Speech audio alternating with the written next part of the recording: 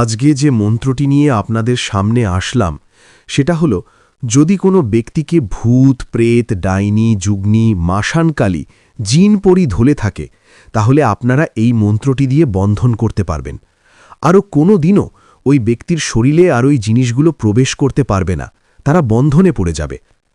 তো মন্ত্রটি হল, শান চক্রবণী, আসমান জমিনে হইল কম্পমান।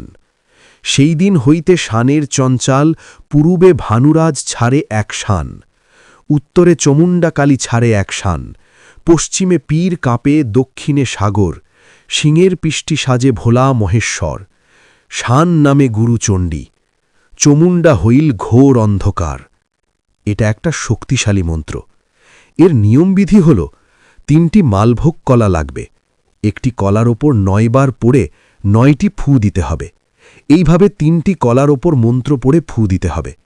কাজ করার পর 3টে কলা নিয়ে দক্ষিণ দিকে ফেলে দিতে হবে, তাহলে ওই ব্যক্তির শরীরে আর ওই জিনিসগুলো আর ঘুরে আসতে পারবে না। ভিডিও ভালো লাগলে অবশ্যই লাইক, শেয়ার, সাবস্ক্রাইব করবেন।